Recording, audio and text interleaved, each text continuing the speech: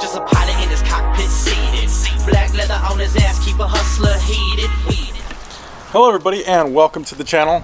So you might recall me, you know, I've had all the battery problems, like it's not a secret, but I think it's like the Texas heat, and the battery in the Honda, in the Pilot, I've had for quite a while. I think it was 2013 or something like that. It was shortly after I moved to Houston.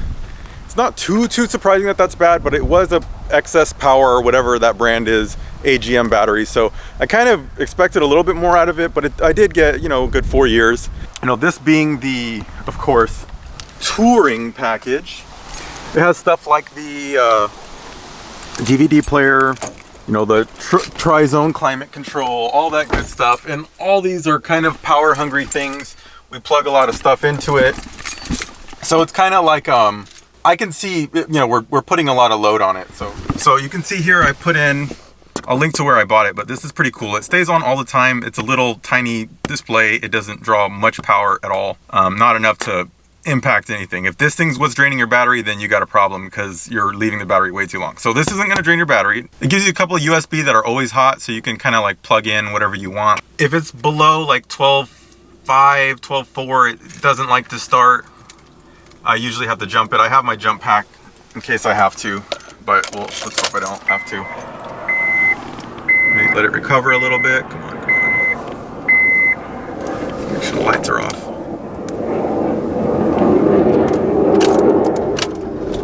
Ah, okay. We lit up. So you see it instantly went to 14 volts, 14.1. So we're humming along really good. So this car has 78,000 miles on it. And we, of course, we bought this new in 2012 or whatever this is. So now that we got this started up, clearly the battery in this thing is dead because I charged it. I charged it with my Vicron charger, and it charged up, and it obviously didn't hold the charge. So battery's gone, which is what I expected when it started dying. This kind of points towards it being the battery, not the alternator, which is good. What we're going to do today, of course, is we're gonna do the lithium battery. Let's go open it up, and then I'll talk a little bit about the lithium and what are some of the pros and cons. I think it's really cool. Super expensive, so like don't think I'm like saying like, oh, this is the greatest thing ever, but it's a lot less weight, a lot better power, a lot more usable range of the battery. The battery should last a lot longer. There should just be a number of advantages. Some disadvantages that they don't do well in the cold. Like there's a few other things, but and cost, of course. But I think it's pretty cool. I wanted to kind of experiment with one and check it out, so that's what I'm doing. I actually bought 2 of them. I was going to run a second battery in my car, one of these lithium batteries that we're going to be opening in a second, just to run the dash cam. So I was trying to look for a solution to run the dash cam for a really long time, and I know Blackview sells their little battery, but I felt like I could come up with something better, and we'll see if we can. I think it can, but you know, we'll see. But we'll do that in another video. I don't even have the Blackview camera yet, so that's going to be in the future. For now, we're getting this guy running. So let me pull this up into the driveway. And look how dirty this thing is. I'm not sure if it's coming out, but this car is dirty. So is mine, actually. Now this is actually super filthy too. Man. Okay, so here it is. So this battery is made by LiLead. You can take your best guess at what that pronounces. So just for some specs before we crack this guy open, and it's of course a 12 volt battery. The range on it is 11 to 14.4 volts. So these don't like to be charged, like you can't charge this past like 14.8 or so, or else it is very unhappy. So that's one of the things to keep in mind with these. You can use like a normal charger. Like I used my little, first of all, I bought 2 of these. So this is the one I haven't opened yet at all. So this is going to be the way it comes directly from the factory. Now these aren't available anywhere. I had to get these directly from the supplier, and they don't sell to like the public. So I don't know exactly how to buy these. I'm sure someone sells them, but I couldn't find anyone that sells them without like going direct, and I did it through my business account and stuff. So unfortunately it's going to be probably somewhat difficult to buy one of these at the moment, but they do sell, like this company sells motorcycle batteries. You can see them on Amazon. So I was actually kind of considering maybe I will sell these if it's really that good, but they are expensive. The retail on these are $6.99. I of course paid a little bit less than that, but it is expensive. You're looking at a $700 battery. Yeah, so they want you to make sure you're charging it on a they want you to use their 10 amp charger, but you can use a different charger as long as it's one of the smart chargers that won't overcharge the battery.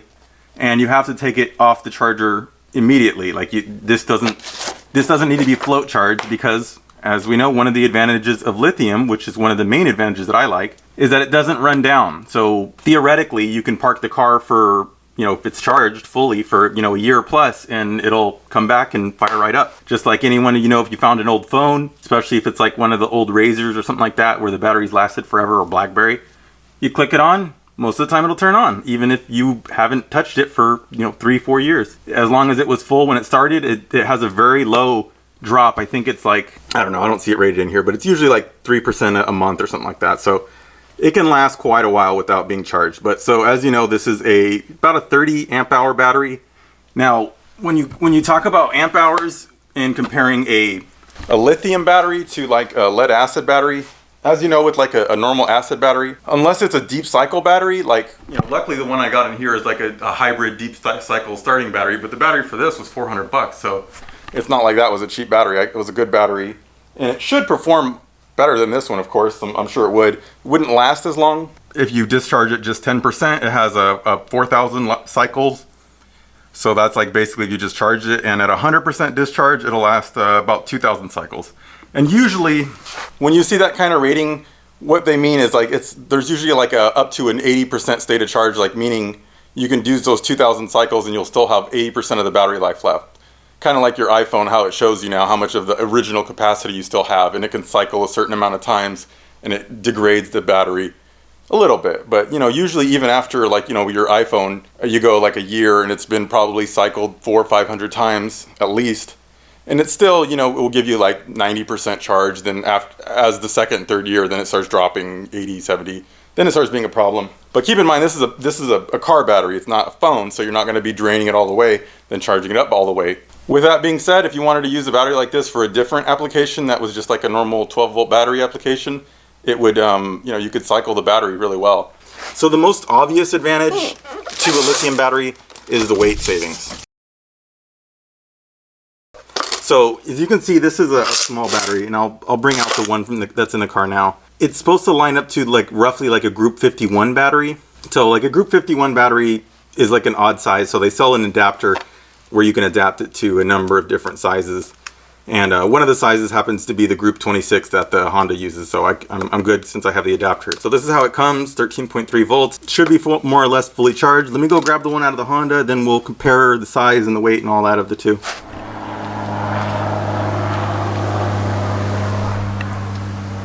Okay, so we got the battery compartment open in the Honda here. So this is where you can see where I wired that thingy, and it does have a fusible link. The fuse is right in here, so it's good, fused, all good.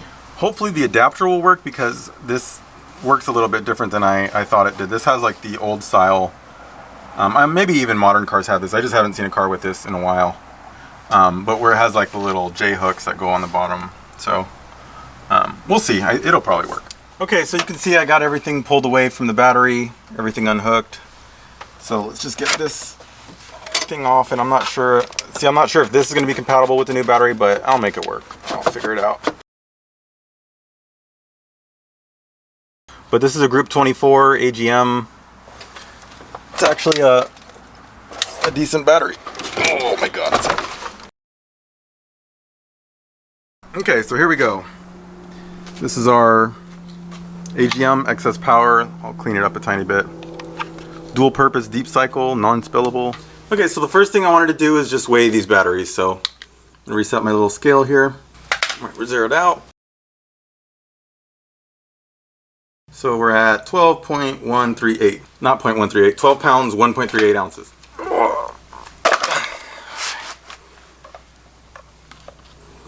Okay. Wow, these things are heavy. This is a smaller battery than the one in the If you recall the Odysseys I put in both of mine and my wife's Hemi cars, those weighed about 60 pounds, but they were a lot bigger and I think a lot more powerful than this. So that's kind of, wow, that's really heavy. It felt heavy. I just thought maybe I was being a wuss, but because it looks small, but it's heavy. So there you go. I mean, this is a nice AGM battery, and this is this battery. So we're going to be saving quite a bit of weight. You see, 12 pounds from 56. That's like, I'll put it on screen, whatever it is. It's a lot of weight. So in terms of like, if you're putting it in like a car where you care about weight, that actually can be, I mean, given that there's other benefits to the battery, it could be a pretty good, worthwhile upgrade, just for the weight savings. That's like, that's a lot of weight for, essentially not losing anything. You're actually gain something. So it's just like putting some carbon fiber stuff. So as I said, there's an adapter. This is it. Okay, so this thing obviously, lighting's kind of bad, but it adjusts. It has lots of like these little screw things. I guess it like pulls out and stuff. I'm just gonna try to figure it out and match it to the base of this battery, and hopefully that'll work. Oh, and just a note, I mean, this adapter is made out of aluminum. It probably weighs, I'd guess, like a pound. So think about that too.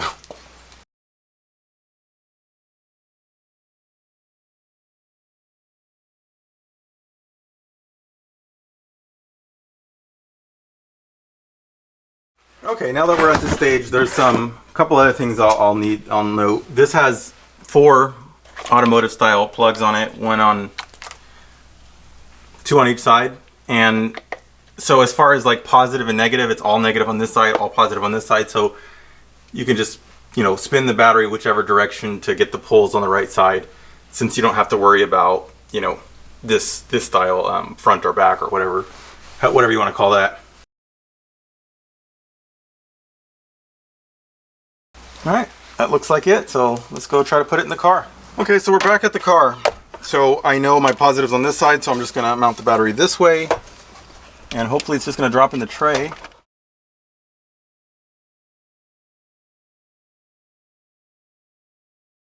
Okay, it seems like this is going to work just fine.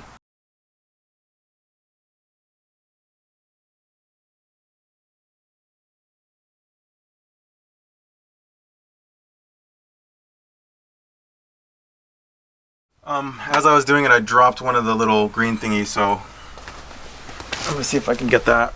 So let me put this one back, or maybe. So here's our cord. I think maybe hooking it up right here will be the best. See, these posts have like this little thing hanging off the side, so it's expecting the post to be like raised up, and these aren't, so that's kind of a problem. There we go. Just got to find the right orientation. I probably should have done the positive first, but... So the cool thing about this is since it has all these posts, I can use this one and that one, and it kind of works out. Okay, got it in decently.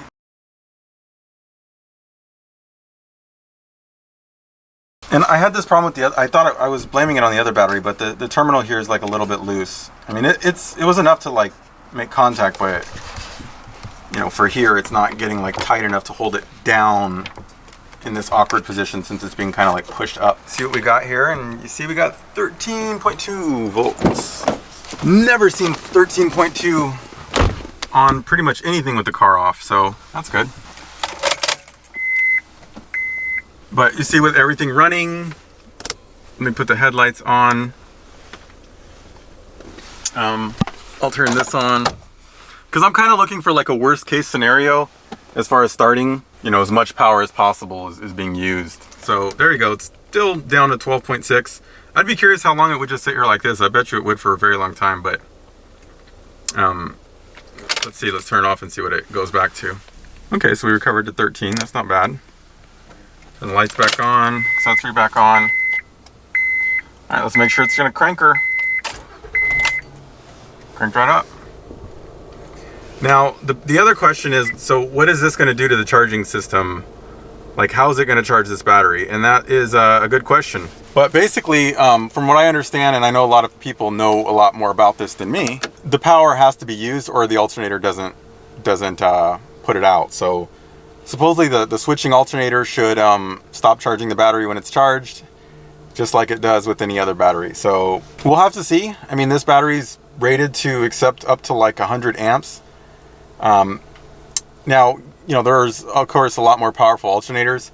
So, you know, if this wouldn't be a battery you'd want to put on a dually diesel truck, obviously. It's not going to be able to take the huge loads from the alternator that like some other, you know, normal batteries could. But it's meant more for like a car where you want to get some weight reduction. I mean, I just shaved off, you know, whatever, you know, 40 pounds off of this thing or something. It's going to be just way lighter and way faster. So I'll let you know if I can feel the weight reduction in this 5,000 pound SUV. But really, it's pretty cool. I mean, I like the idea of running a lithium battery, and it seems to be charging. It started the car just fine. So let's see what happens when we turn it off. The lights are still on. Turn those off. So again, I haven't turned on the car yet at 12.9.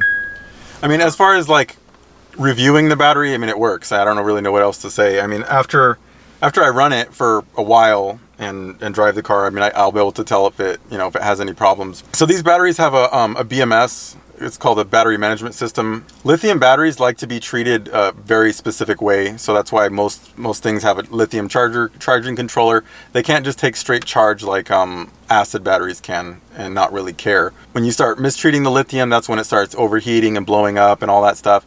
These batteries are actually lithium polymer, not lithium ion, which are supposed to be a lot safer, a lot more heat tolerant, which is why this battery can handle up to like 150 degrees or something like that.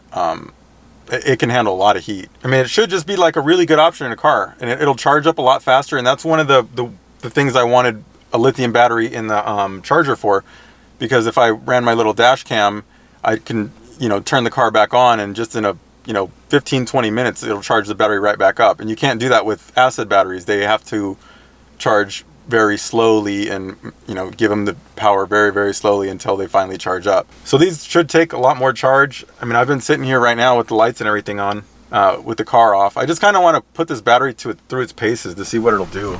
So with the BMS on these batteries, it basically sits behind the interface of the battery, which is just the terminals in one of these, and the batteries itself, and it just manages the balance of the cells, so it automatically balances the cells for you. It makes sure it doesn't exceed the voltage rating. If it gets too high voltage, it shuts down the battery. If it gets too hot, it shuts down the battery. If it gets too low, it shuts down the battery. It does what it takes to make sure the battery's good. And then when you put it back on a charger, when it gets a charge again, like for example, if you were to jump it, it would come back up. The BMS would say, oh, okay, I'm getting power now. Then it would charge back up, and theoretically you could let this battery completely die. Like, you can just like, oh wow, I just thought of the application. Like, if you wanted to leave the car, you can just bring like a jump pack, like a little jump pack, and like drain the battery completely, and then turn on the car, and then it'll just charge it right back up with like no consequence. And that's pretty crazy to think about, because, you know, in a normal battery, you let it die all the way, like especially if you let it die with like a little thing draining it like that, where it just loses all of its voltage, the battery's done. Like, it's never going to come back again.